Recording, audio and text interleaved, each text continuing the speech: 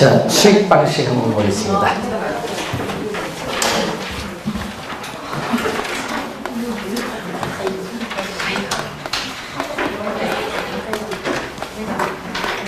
자, 이 수익성 부동산, 이 수익을 창출하는 부동산인데, 이 수익성 부동산은 크게 이 기업용 부동산, 임대용 부동산이 있습니다. 이때 여러분 기업용 부동산은 뭐죠? 가끔 문제 보면은 지문에 기업용 부동산 나오니까 아직 해석이 안 되신 분이 있어요.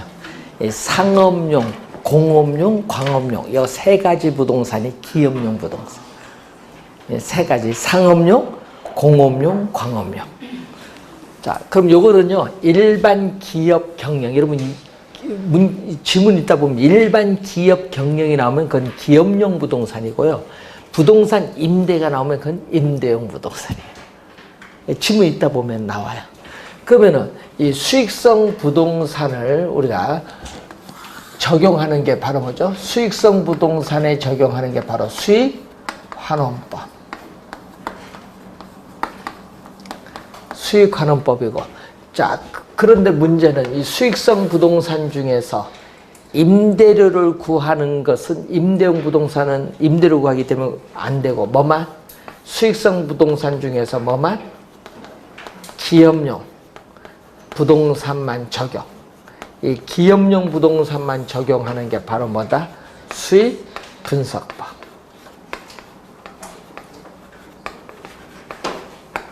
그럼 수익환원법에서 구한 대상 물건의 가액은 뭐라고 하죠?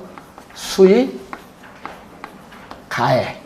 자, 수익환원법에서 구한 대상 물건의 가액은 수익 가액이고, 수익 분석법에서 구한 대상 물건의 임대료는 수익 임대료. 자, 여러분 27회 시험에는 또 요 네모 안에 들어가면 무엇입니까? 출제했었죠. 자, 26회는 또 수익환원법 개념. 작년에도 이 수익환원법 개념 또 출제했어. 28회는 계산 문제, 24회는. 그래서 우선 개념은 상당히 중요합니다. 자, 평가 대상 물건입니다. 대상 물건으로부터 장래 산출할 것으로 기대되는 뭐다? 순수익. 순수익이나 미래의 현금 흐름. 장래에 산출할 것으로 기대되는 순수익이나 미래의 현금 흐름을 환원하거나 할인의 네모. 26회는 할인 네모, 그 네모 안에 들어갈 말 출제했거든요. 그럼 환원할 때는 뭘로 환원한다? 환원하니까 뭐? 환원 이율로 환원하고, 또 할인율로 할인을 해요. 그러니까 계산은 두 가지 방식이 있어요. 그런데 요거는 복잡해서 출제 안 하고요. 시험 문제 여러분에게 계산 문제는 뭐를 출제한다? 왼쪽에 있는 요것을 출제해요. 계산 문제. 올해도 출제 예상이 되거든요. 자, 그 문제는 여러분 요 순수익 또 네모식이거든요. 네모 안에 들어갈 만 무엇입니까? 이런 거 출제해요. 예? 또 요 네모 안에 또 들어갈 말 무엇입니까? 또 출제. 자, 우선은 괄호 안에 들어갈 말 출제하고요. 또 순수익은 안정적이에요. 순수익은 안정적이니까 환원 이율이 높으면 전체값 수익가액은 뭐 한다? 낮아지고, 환원율이 낮으면 전체값 수익가액은 높아지기 때문에 수익가액과 환원율은 서로 반대로 변동하네요. 반대로 변동하는 것을 뭐라고 해요? 역관계, 반비례 관계. 역관계, 반비례 관계 있다는 걸 우선 염두에 두시고, 그럼 수익 가액을 구해야 되는데, 그럼 수익환원법의 3요소는 세 가지. 순수익, 환원율, 수익 가액을 구하는 방법. 이 세 가지가 3요소가 돼요. 그럼 제일 먼저 나오는 게 뭐죠? 순수익. 순수익은 여러분 투자이론에서 배운 게 있죠? 순영업소득. 그럼 순영업소득, 순수익은 상각 전이에요? 상각 후에? 한번 또 물어봐야지. 상각 후? 전이에요. 왜? 여러분 여기서 순수익에서 뭐 세전에서 세월을 넘을 때 감가상각비가 빼잖아요. 여기는 감가상각 전이야. 상각전. 그래서 순수익 하면 상각전 순수익이라는 걸 항상 염두에 두셔야 돼요. 순수익은 뭐다? 상각전 순수익. 나중에 시험에 내면은 또 안 들어봤다 하지 마시고. 아니 상각전 순수익이에요. 순수익이라는 건. 그런데 문제는 평가 대상 부동산에 귀속되는 적정한 수익인데 여러분 순수익 계산할 때는 우리 앞에서 투자를 했을 때 월이 아니라 뭐다? 연간 단위로 구하는 거예요. 자, 산정은 뭐다? 산정은 뭐다? 구한다. 산정은 구한다. 자, 그래서 이 대상 부동산에 귀속되는 적정한 순수익인데 여러분 다시 한번 복습해 볼까요? 한번. 자, 여러분이 임대 단위당 예상되는 연간 임대료에 임대 단위수를 곱하면 뭐가 나오죠? 가능 총소득이 나오죠. 가능 총소득. 배운 거 다시 복습하는 거예요. 그리고 또 거기다가 공실이 있을 수 있죠. 우리나라 평균 공실 약 5%거든요. 공실 및 불량, 부채에 따르는 충당금을 뭐한다? 이렇게 공제하고 또 뭐를 대준다? 자판기 수입과 같은 기타 소득을 더해주면 뭐가 나오죠? 유효 총소득. 요거는 뭐죠? 공실을 고려한 임대료 수입. 요건 공실이가 있는 상태의 임대료 수입이에요. 임대료 수입에서 이제 비용을 빼죠. 부동산 운영하는 비용 뭐죠? 영업 경비. 영업 경비. 주의해야 될 것은 시험 문제 꼭 우리 출제 많이 하는 게 재산세는 영업 경비에 포함되는데 소득세는 포함되지 않는다. 요 시험이 진짜 많이 나오거든요. 요걸 빼주면 뭐가 나온다? 순영업소득. 이걸 이용하는 문제를 계속 출제. 요것을 여기에 대입시켜줘야 돼. 예? 그래서 이걸 이용하는 문제를 계속 출제합니다. 투자론에서 배운 걸 이제 활용하시면 돼. 자, 그러면은 순수익이면 두 번째는 뭐죠? 환원 이율. 환원 이율은 여기서 나오죠. 요 수식에서. 자, 환원 이율. 자, 평가 대상 물건. 대상 물건으로부터 장래에 산출할 것으로 어떻게 돼? 기대되는 순수익을 통해서 뭐를? 우리 부동산 가액. 여기 수익 가액이죠. 부동산 가액을 구하기 위한 이율의 개념이 환원이율. 자, 여러분 부동산 가액이 10억이에요. 10억인데 순수익이 1억이다. 그럼 10억이 1억이니까 몇 프로? 몇 프로? 10%. 10%니까 뭐를 나타낸다? 부동산의 수익성을 나타낸다. 그래서 이 환원이율은 부동산의 이 수익성을 나타낸다. 부동산의 수익성을 나타내는 게 환원이율. 그래서 지금 투자자 입장에서 아까 10% 했잖아요. 그 10%가 좋은가 나쁜가? 투자자 입장에서 보면은 투자 지표야. 투자 지표로서의 역할을 담당을 해요. 또 여러분 똑같은 상업용 건물이라도 철산동, 예? 한동 가격이 어떻게 돼? 같은 면적이라도 다르죠? 지역에 따라 달라. 또 품등이란 말이 나와. 품등. 거기 보면은 성격에 품질 등급이야. 여러분 품등은요. 품질과 등급. 품등, 용도, 지역, 시대에 따라 환원율은 동일한 것이 아니라 차이가 있어요. 다르다. 네? 다르다. 차이가 있다는 거. 그리고 이 환원율은 수익률이잖아요. 수익성을 나타내니까 수익률인데 무슨 수익률? 기대 수익률. 여러분 상가 사면 난 저거 몇 프로 될 것이다. 그거 기대 수익률, 예상 수익률 또는 뭐다? 사전 수익률. 같은 말이죠, 다. 기대 수익률, 예상 수익률, 사전 수익률의 개념. 자, 거기 보시면 환원이율의 구조가 나와요.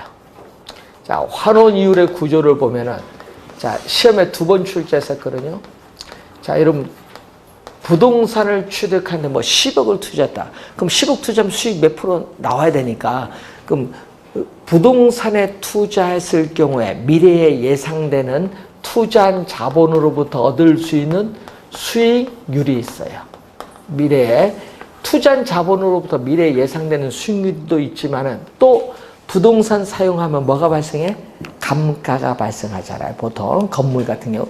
그러면 미래에 부동산 사용에 따른 감가가 발생하면 그 감가를 투자한 자본으로부터 회수를 해야 돼. 그래서 투자한 자본으로부터 우리가 회수를 하는 것을 자본, 회수율 이 두 가지로 구성된 게 환원이율이야. 그러면 자본 수익률은 뭐죠? 미래에 예상되는 자본 수익을 현재의 가치로 할인을 해야 되기 때문에 평가에서는 자본 수익률을 무슨 개념? 할인율의 개념으로 보고, 그리고 미래에 부동산 사용에 따르는 감가에 따라서 자본 회수를 하는데, 이 자본 회수는 미래에 대한 감가이기 때문에 감가 상각 뭘로? 율로 표현된다. 감가 상각률로 표현된다. 자, 여러분이 우리 교재에서 배웠듯이 환원율의 종류, 요거는요 상식적으로 환원율은 어떤 게 있어요? 한 개의 물건에 대해서 적용하는 것은 무슨 환율? 개별 환원율. 예를 들면은 이제 배워야 되니까 토지 환원이율 또는 건물 환원이율이 있어요. 또 토지, 건물 두 개 이상의 물건에 대해서 적용되는 무슨 환원이율? 종합 환원이율이 있고, 또 감가상각률 포함 여부에 따라서 상각 전 환원이율이 있고 상각 후 환원이율이 있고, 소득세, 법인세 공제 전이냐, 세 공제 전 또는 뭐다? 세 공제 전 또는 세 전, 또 세 소득세, 법인세 세 공제 후 또는 줄여서 뭐다?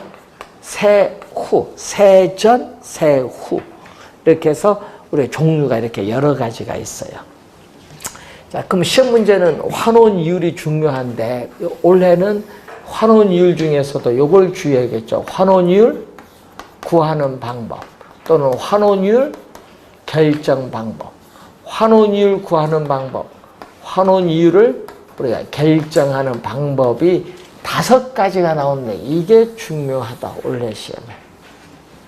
자, 제일 먼저 나오는 게 뭐 나오죠? 시장 추출법. 근데 여러분, 이 우리 출제위원들은요, 여러분 이 하나만 암기하는 걸 싫어하거든요. 시장 추출은 알죠? 추출한다 얘기만 해줘. 뽑아내는 거예요. 그러니까 여러분이 평가 대상 부동산, 이 대상 부동산과 유사한 최근의 거래 사례로부터 누구? 직접 환원율 추출, 뽑아내는 작업이 바로 뭐다? 시장 추출법. 근데 여러분, 요 순수익은 과거의 미래예요. 요 순수익은. 또 고민합니까? 아까 했잖아요. 장래 산출할 것으로 기대되는 순수익. 미래잖아요, 미래. 그런데 사례는 미래예요, 과거예요? 과거. 그러니까 대답은 잘 하시면서 시험 지문 나. 그러니까 과거의 거래 사례니까 과거의 순수익, 과거의 거래 사례 가액 가지고 구하잖아요. 그래서 요건 미래인데 과거 가지고 구하기 때문에 문제점은 있다는 거예요. 예? 과거의 순수익이나 과거의 거래 사례 가지고 구하기 때문에 사후적 개념이라는 문제가 있어요. 저기는 뭐다? 아까 사전 수익이잖아. 하는 사전인데. 그래서 그런 점이 문제점이다. 그런데 문제는 또 시험 문제 이렇게 내요. 환원이율은 시장 접근법으로 구할 수도 있다. 이렇게 되면요. 또 시장 접근법 만들어 봤는데 이렇게 또 나옵니다. 시장 접근법은 시장 추출법 또는 시장 비교 방식이라고 돼요. 시장 비교 방식. 자, 두 번째는 뭐죠? 조성법. 자, 두 번째는 조성법인데 조성법은 요소 구성법이라고 해요. 요소 구성법. 자, 요소 구성법 한번 볼까요? 자, 환원이율은, 자, 여러분이 이 환원이율은 순수 이율에 뭐를? 오이합률을 가산한 율로 한다. 자, 여기서 주의해야 될 것은 순수 이율인데, 순수 이율은 여러분 저번 주에 외우셨던 적산법에서 단기간에 적용되는 기대 이율의 개념이 아니다. 이때 순수 이율은 뭐냐? 무위험률. 투자론에서 배우셨던 여러분 무위험 자산의 수익률. 무위험 자산의 수익률을 예를 들면 뭐가 있어요? 국채 수익률 얘기하는 거고, 이때 이 위험률은 투자자 입장에서 보면은 위험 부담에 따르는 뭐라고 한다? 할증률. 위험 부담에 따른 할증률이 위험률이야. 자, 그러면 위험률을 구성하는 요소는 우리가 투자에 따르는 위험성. 자, 여러분 또 투자를 했으니까 처분했을 때 현금화가 쉬운가 어려운가? 비유동성. 그리고 관리, 부동산 관리가 또 어려울 난, 쉬울 일, 어려운가 쉬운가? 또 투자한 자금이 뭐 한다? 안전한가 안전하지 못한가? 이거 네 가지인데 기본적으로 위험성이 높을수록 현금화가 어려울수록 관리가 어려울수록 위험률은 뭐해? 증가하지. 위험률은 증가하는데 증가할 때는요 이게 플러스 요인으로 가는 거야. 위로 올라가는 거. 근데 자금이 안전성이 높으면 위험률은 뭐해? 줄어들죠. 안정성이 높으면 위험률은 뭐 한다? 증가하는 것이 아니라 감소할 때는 이게 뭐 밑으로 내려가는 마이너스 요인. 마이너스 밑으로 내려가는 요인. 플러스는 위로 올라가는 요인. 되겠죠? 자, 그러면은 이 개념 볼까요? 평가 대상 부동산입니다. 대상 부동산에 관한 위험을 여러 가지 요소로 분해를 하고 개별적 위험에 따르는 뭐를? 위험 할증률을 순수율에 뭐 한다? 더해감으로써 환원 이율을 구하는 방법을 뭐라고 한다? 조성법이라고 해요. 그럼 조성법은 위험률을 구하는 데 있어서 평가사의 주관 개입 여지가 많아요. 주관. 그리고 또 여기 두 수식에 대부 비율이 없어. 부동산을 담보로 자금을 융통받는 저당 금융이 환원 이율에 미치는 영향을 고려하지 않는다. 대부 비율이 없기 때문에 고려하지 않는다는 문제점이 있어요. 왜? 부동산 여러분 다 융자를 받잖아요. 융자를 받아요. 자, 그리고 투자 결합법.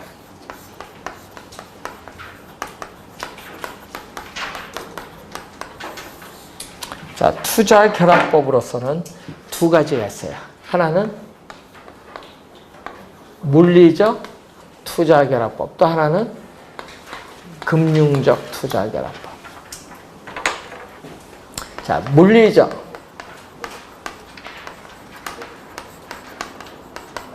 투자 결합법, 이 금융적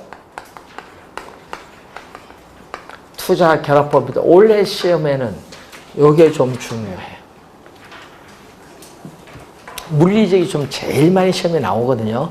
자, 예를 들어서 토지에 건물이 있어요. 자, 토지상에 건물이 있다. 이걸 뭐라고 했죠? 토지 건물이 있는 것을 뭐라고 해요? 복합 부동산. 토지와 건물이 결합된 상태인 복합 부동산의 뭐? 순수익. 자, 복합 부동산의 순수익, 즉 이 소득을 창출하는 부동산의 능력이 토지와 건물이 서로 다르다. 서로 다르다. 동일한 게 아니라 서로 다르며, 그러면 또 토지 소득, 건물 소득 분리될 수 있다. 있다는 가정에 근거하여 구하는 방법을 물리적 투자 결합법. 그럼 토지, 건물 두 개 이상에 대해서 물건에 대해서 적용되는 무슨 개념? 종합 환원이요. 토지, 건물 두 개 이상의 물건에 대해서 적용되는 환원이율은 종합 환원인데 아까 토지 소득, 건물 소득은 분리될 수 있다. 분리합니다. 자, 토지 투자자가 요구하는 수익률. 자, 토지 투자자가 요구하는 수익률을 뭐라고 해요? 토지 환원 이율. 또 건물 분리를 해서 이렇게 토지 건물 분리합니다. 또 건물 투자자가 요구하는 수익률을 뭐라고 해요? 건물 환원 이율. 요게 서로 다르다는 얘기예요. 요 두 개가 서로 같다 다르다. 토지 건물 달라요. 토지는 감가가 안 되고 이건 감가가 되니까 당연히 다르지. 다릅니다. 그럼 여기에 뭐를 곱한다? 곱하는 건 가중치. 가중치인데 가중치가 뭐죠? 여기 전체 부동산 가격에서 뭐가 차지하는 비율?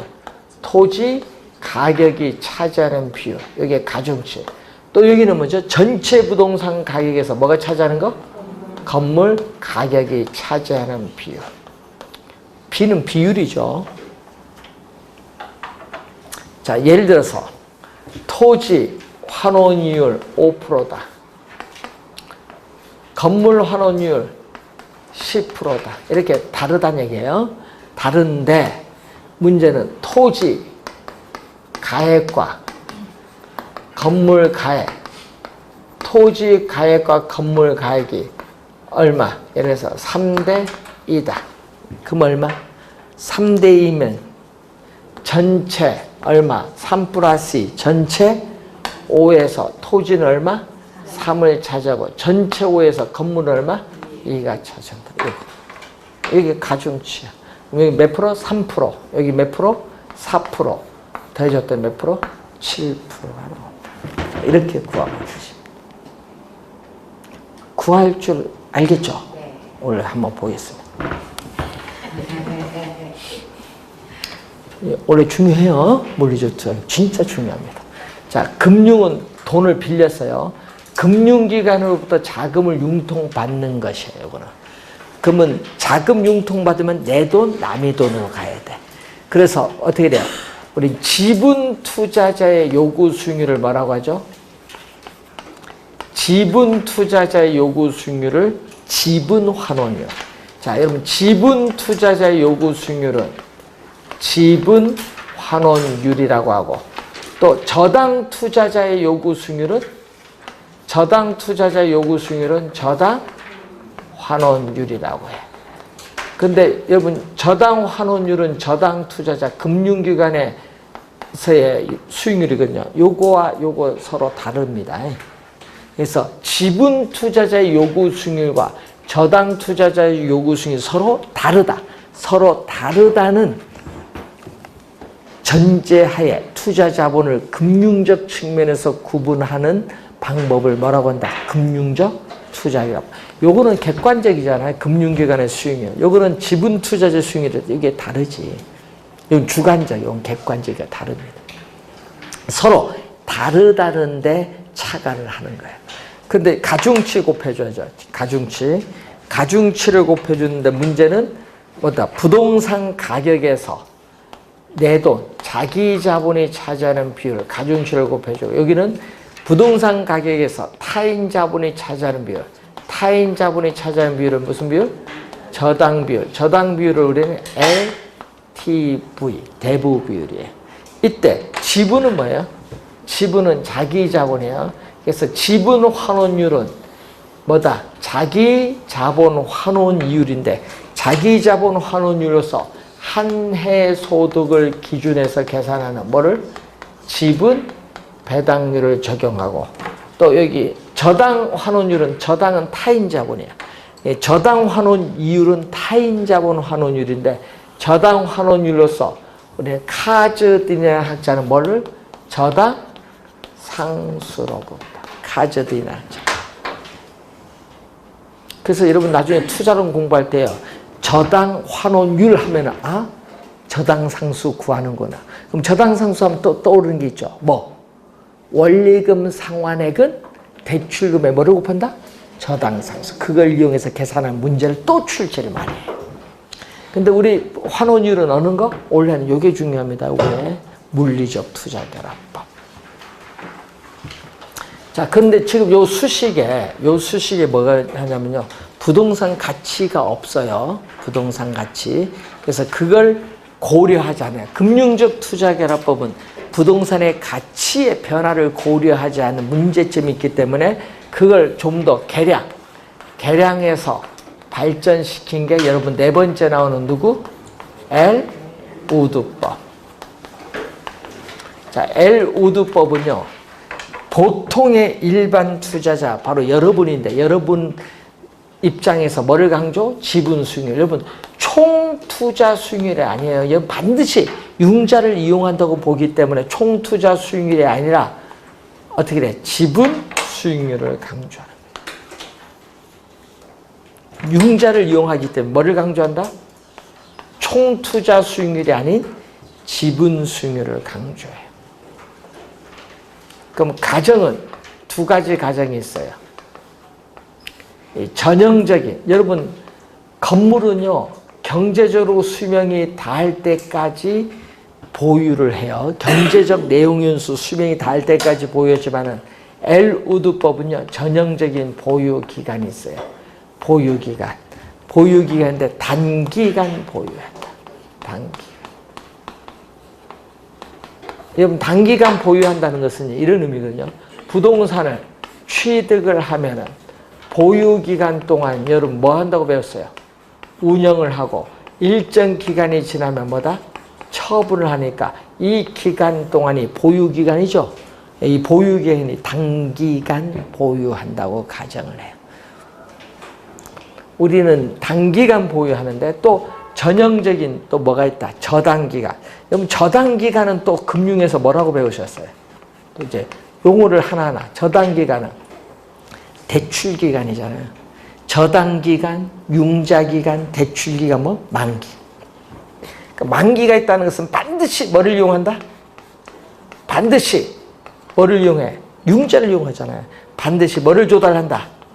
네, 타인 자본을 반드시 조달한다는 걸 가정해.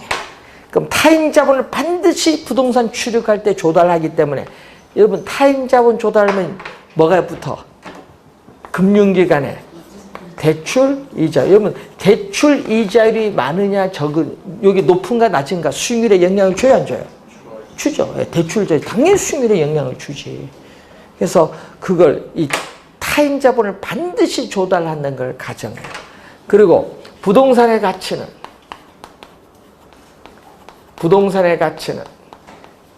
지분 가치와 저당 가치의 합으로 구성하는데, 문제는 이 부동산의 가치를 구하기 위한 환원 대상, 현재 부동산 가치를 구하기 위한 환원 대상 소득으로서 뭐를 이용하냐? 세전. 소득세나 법인세 납부하기 전, 세후가 아니라 뭐다? 세전. 세전, 현금 수지를 환원 대상 소득으로 봐요. 그러면 세전이니까 이 소득세, 법인세 이런 세금이 부동산 가치에 미치는 영향을 반영하지 못한다는 단점이 있어. 그럼 세금이 또 부동산 가치에 영향을 주면서 수익률에 영향을 줄까요, 안 줄까요? 주죠. 아니 부동산 가격이 오르냐 내리냐 상당히 중요하지. 그걸 반영하지 못하는 거예요, 세금. 여러분 정부가 요즘에 뭐 우리나라 보유세, 양도소득세, 세금 하니까 당연히 소득에 영향을 주죠. 그럼 뭐에 영향 줘? 가치에 영향을 주지. 자, 그래서 이걸 한번 보시면 되겠고, 근데 엘루드법은 시험 문제 나오는 게 요거 출제하죠. 환원 이율에 영향을 미치는 세 가지 요소. 근데 뭐죠? 보유기간, 취득 시에서 처분까지 보유기간 동안 매 기간마다의 현금 수입과 현금 지출, 그리고 매 기간마다 타인 자본, 대출금 조달했으니까 대출금에 따르는 원리금 상환액을 돈 갚아야 돼. 갚으면은 갚은 만큼 기간 말 지분, 내 지분이 늘어나. 이걸 전문용어로 뭐라고? 지분 형성분이라고 해. 기간 말에 내 지분이 늘어나는 거야. 지분 형성분. 또 기간 말 취득 시에 비해서 부동산 가격이 뭐 할 수 있다? 부동산 10억에 샀는데 처분 시에 13억 될 수도 있고 9억 될 수도 있죠. 그러니까 처분 시 기간 말 부동산 가치는 뭐다? 상승할 수도 있고 하락할 수도 있어. 상승분 또는 하락분. 세 가지 이 요소가 우리는 환원율에 구성하는 요소다. L5등분. 요 세 가지가 시험 질문에 또 자주 내는 거죠. 자, 이 지분 투자자의 입장이 아니라 누구 입장에서? 대출자인 금융기관 입장에서 구하는 게 무슨 방법? 부채 감당법. 이걸 개텔법. 또 누구 입장에서?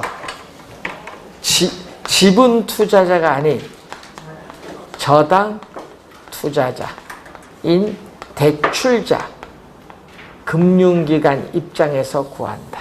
금융기관. 자, 그럼 환원이율은 어떻게 구하죠? 환원이율은. 자, 부채 감당법에 있어서의 환원이율은, 자, 부채 감당률. 우리 28회 시험에 또 출제했었잖아요. 순 영업소득이 부채 서비스에게 몇 배가 되는가 측정하는 지표. 올해도 출제합니다. 부채 감당률. 공식 꼭 암기해야 돼요. 그리고 여기다가 부동산 가격에 대해서 대출금이 차지하는 비율, 대부 비율에다가 뭐를 곱해준다? 저당 상수를 곱해주면 되는데, 이 세 가지 요소는 모두 금융기관이 중시하는 요소로 환원이율을 구하기 때문에 객관적이야. 네? 객관적이고 계산은 간편해. 왜 간편하냐? 부채 감당률 2다. 대부 비율 50%다. 저당 상수 얼마? 네? 0.1이다. 그럼 얼마? 요거 5%. 2를 곱하면 몇 프로? 10% 되죠? 여기 5%에 2를 곱하면 10%. 계산되죠? 근데 곱셈이 안 돼, 또. 안 되는 거에 요 공식을 몰라. 공식, 문제에서 주어졌는데. 숫자 다 주어주는데. 오늘 한번 또 봅니다.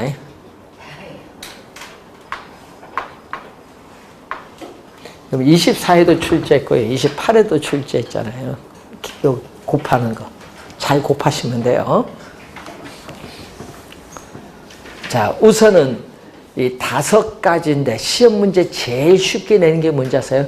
수익환원법에서 환원율 구하는 방법이 아닌 거. 요 5가지 중에 4개가 나오겠죠. 하나가 뭐 들어오냐? 분해법이 들어와. 분해법은 원가법에서의 감가수정 방법. 12회 시험, 19회 시험이 출제했어요. 여러분, 우리 부동산학개론 중에 제일 어려운 시험이 12회입니다. 그때 출제했어요. 그래도 왜 그 점수 주려고 냈는데도 어디 소속되는지 몰라서 틀려요. 소속군. 그럼 12회가 우리 부동산학개론 시험에 가장 어려운 게 12회. 두 번째가 어려운 게 15회. 12회가 가장 어려웠어요. 왜냐? 40문제 중에 6문제 푸니까 34문제 다 모르겠다. 안 배웠다. 안 배우면 안 배웠어. 배웠는데 여러분 공부 안 해서 그렇지. 15회는 시간 없어서 못 풀겠다. 여기는 시간이 있어도 못 풀겠다. 모르니까. 12회가 그래서 그때 어떻게 돼? 개론 99% 과락입니다. 99% 개론 과락. 그때 민법 점수 뭐 100점 맞을 필요 없어. 그때 개론 과락이 99%. 이때 처음 데모한 거예요. 12회 시험 때 개론 데모. 안 배우고 났다. 그 안 배우고 난 거 출제는 따져서 뭐해? 강사한테 따져야지. 강사들이 안 가르치는 거 어떻게 해? 우리 얘기거든. 원래 여기 나온다 하는데 학원에서 한 대를 안 가르쳐준다? 그럼 그 가서 따져야지. 응? 근데 그 얘기하는 거야. 아니, 방송 강의도 강의했고 다 했는데 무슨 얘기냐? 누가 EBS 방송 보지 말라 했어? 근데 방송 다 강의했는데 그게 무슨 얘기냐? 학원에서 요거 안 넘어갔다 보니까 결국 어떻게 돼? 예? 시험 문제 박살난 거지. 여러분, 그 진짜 주의를 많이 하셔야 돼. 예? 그래서 시험 문제는요, 요즘 낸데 그래서 하도 말이 많아서 지금 범위를 정해줬어. 예? 개론 범위 정해준 거야. 그래도 어렵다고 하는데, 어려우신 분은 시험에 안 나올 것만 공부해서 어려운 거. 자, 아까 얘기했지만 계산 문제는 신경 쓰지 마시고 우선 이론부터 신경 쓰도록 합니다. 예. 이런 계산 문제는 나중에 찍어주긴 찍어주는데 여러분 풀 시간이 안 돼요. 작년에도 이런 형태로 나온다 다 찍어줬어요. 그런데 작년에 우리 계산 문제 뭐 시중에 없지만 우리 2년 후도 우리 모의고사 2년 후 나오면은 그래 나왔죠. 숫자만 바꿔서 나왔어. 뭐 찍어주긴 다 찍어주는데 문제는 그냥 풀 시간이 안 돼서 그럴 뿐이지 여러분이. 그러니까 계산은 신경 쓰지 마시고 이론만 우선. 계산은 나중에요. 10월달 가면은 여러분 안 풀고 4개 맞는 거 가르쳐 줘요. 그러니까 풀고 다 틀린 것보다 낫지. 그러니까 여러분 부담 갖지 마시고 계산 문제는 나중에 생각하시고.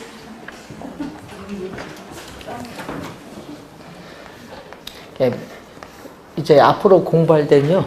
이제 민법, 예? 이제 7월부터 민법이 50% 공부하고 개론 10% 공부하고요. 2차 과목 40% 공부하면 돼. 개론은 10%만 공부해도 돼. 예? 문제풀이 들어가면 시험에 나올 거 이제 어떤 형태로 나오는데 문제 나오니까 어떤 형태로 나오는데 지문이 어떤 형태로 구성돼서 나온다. 얘기를 다 해줘. 그러니까 그거 위주로 공부하고 들어가면 돼. 그래 다 나와요. 지문상에 나오는 게. 그러니까 자기도 뭐 다 냈는데 뭐 안 믿어서 그럴 뿐이지 뭐요. 자, 그래서 항상 그걸 염두에 두세요.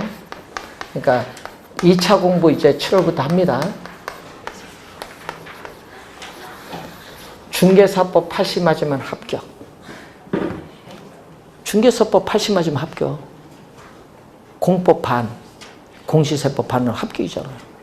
그러니까 중개사법 80 맞으면 합격이에요. 네. 그래서 공법 반 2개 중에 하나인데 뭐 고민할 게 있어. 찍어도 40은 맞겠다.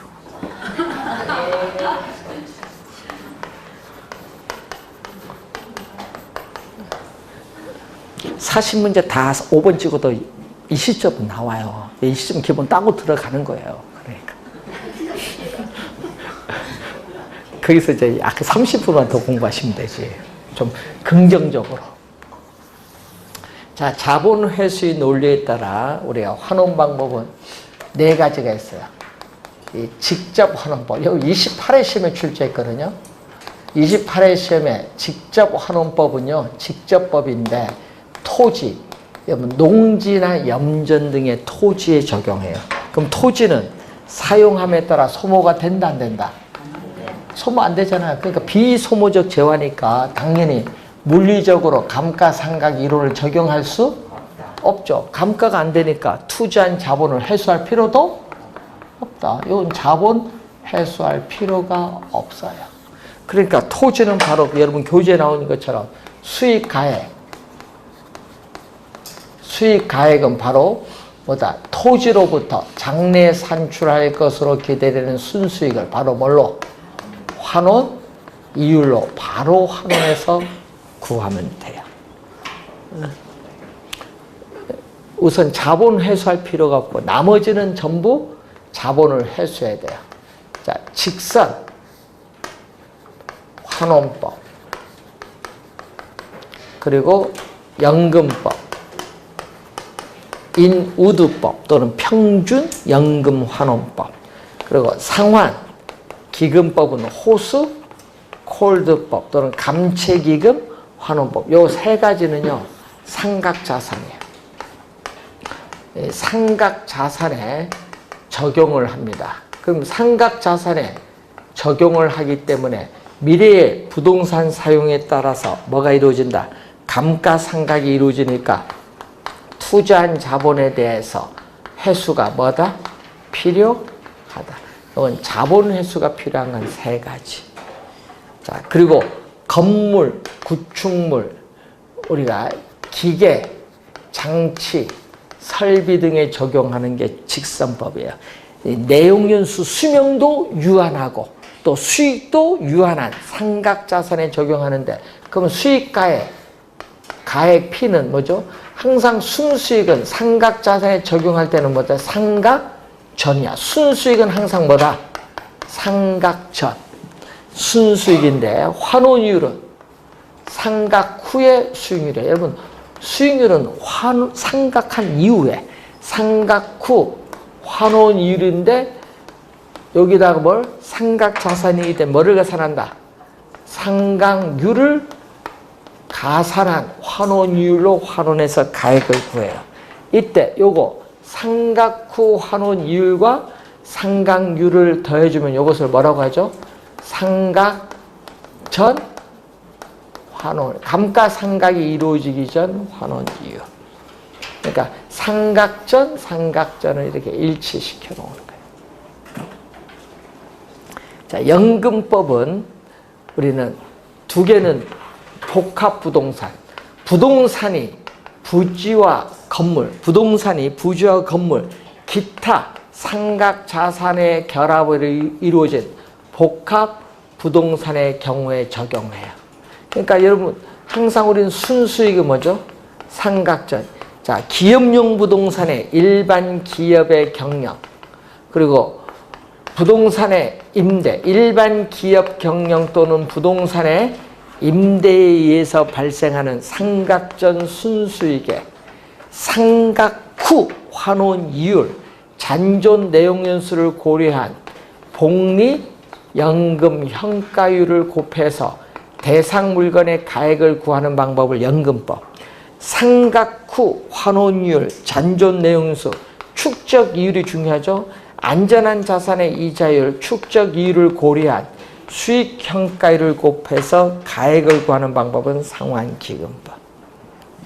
계산 문제는 안 내니까 우선 보는데, 우선 연금법은요, 상각 금액을 다시 재투자하여 수익을 영장시킬 수 있는 공장, 슈퍼마켓 등의 복합부동산이나 어업권 등에 적용하고, 상환기금법은 상각 금액을 재투자하여도 수익을 영장시킬 수 없는 소모성 자산, 채석장, 광산, 광업권 등에 적용을 해요.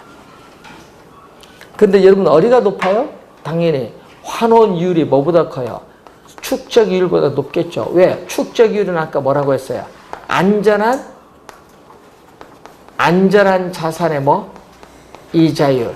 안전한 자산의 이자율, 안전율이라고 하거든요. 국채 수익률 이런 건데, 그렇기 때문에 우리는 수익을 영장시킬 수 있는 연금법에 의한 수익가액이 수익을 영장시킬 수 없는 뭐?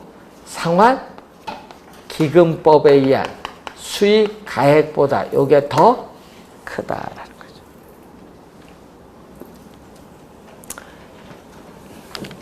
자, 수익분석법은 뭐에 적용한다? 자, 수익분석법은 임대료죠. 우리 수익 임대료인데 뭐에만 적용한다? 기업용 부동산에만 적용하죠. 그래서 여러분 개념 보면은 일반 기업 경영만 나와. 임대는 없어. 일반 기업 경영에 의하여 산출된 총 수익을 분석을 하여 대상 물건을 일정한 기간 동안 산출할 것으로 장래에 기대되는 순수익을 구한 후에 또 대상 물건을 계속하여 임대하는 데 필요한 경비를 뭐한다? 필요한 경비를 더해서 대상 물건의 임대료를 산정하는 감정평가 방법을 수익분석법인데, 자, 27회 시험에서는 요 수식 요걸 주어지고 요 네모 안에 들어가면 무엇입니까? 출제했어. 27회 시험. 수익분석. 자, 우선 여러분이 이제 다 배웠는데 3방식 원가법, 적산법, 거래사례비교법, 임대사례비교법, 공시지가 기준법, 그리고 수익환원법, 수익분석 요 개념은 공부를 꼭 하고 들어가야 돼. 왜? 매년 출제하니까. 지금 매년 출제하니까. 7가지 개념은 잘 아시고 우리가 들어가야 됩니다. 원래 수익환원법 나오면요, 수익가액 구하는 계산 문제 아니면은 환원 이율 구하는 방법에서 출제를 해요. 그래서 잘 확인 좀 해두셔야 되겠습니다. 자, 다음 단원이 감정평가의 절차인데, 자, 여러분 우리나라 감정평가에 관한 규칙 제8조. 자, 제8조에 보면은 감정평가의 절차가 나와요. 자, 자, 감정평가의 절차가 7단계가 나오는데, 요 순서 물을 수도 있거든요. 또 순서 또 틀리는 분이 있어요. 순서인데, 자, 첫 번째, 감정평가 활동의 출발점. 감정평가 활동의 출발점이 뭐죠?